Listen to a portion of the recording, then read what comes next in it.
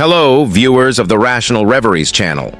Today, we embark on a fascinating journey as we explore. We've all heard of the three faithful Hebrews in the book of Daniel: Shadrach, Meshach, and Abednego, who trusted in the Lord and refused to bow down to King Nebuchadnezzar's statue. As a result, the king had them thrown into the fiery furnace. Far from being an isolated story, this account ties in with the whole biblical narrative. Because the exile to Babylon was not the first time that God's people were captives in a foreign country. They had been slaves in Egypt before, and God miraculously brought them out. Coincidentally enough, or not, Deuteronomy 4:20 described the Exodus like God rescuing his people out of a fiery furnace. But as for you, the Lord took you and brought you out of the iron-smelting furnace, out of Egypt, to be the people of his inheritance, as you now are. So, God had rescued his people from a powerful empire and a fiery furnace before, and in Daniel 3 he did it again, which is exactly what these three Hebrews trusted God would do.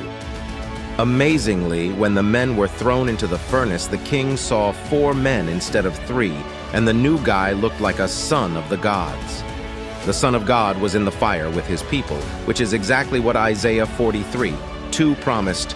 When you pass through the waters, I will be with you. And when you pass through the rivers, they will not sweep over you. When you walk through the fire, you will not be burned. The flames will not set you ablaze. King Nebuchadnezzar exclaimed that no God is able to save like this, and that was a true statement.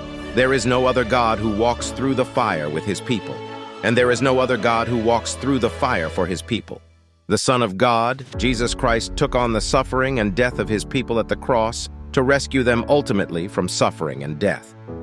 Just like these three Hebrews, Jesus was captive under a pagan world empire, foretold in the dream of Daniel 2 and the vision of Daniel 7, Rome.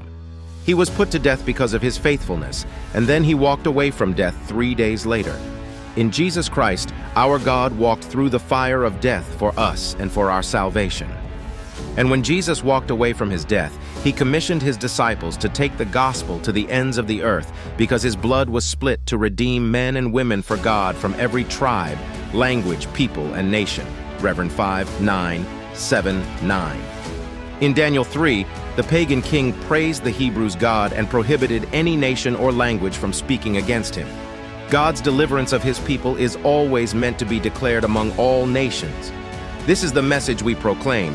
Who is the God who is able to rescue out of the fiery furnace? Our God who walks through the fire with us and ultimately for us, Jesus Christ. Thanks for watching. Don't forget to subscribe to this channel and activate the notification bell. God bless you.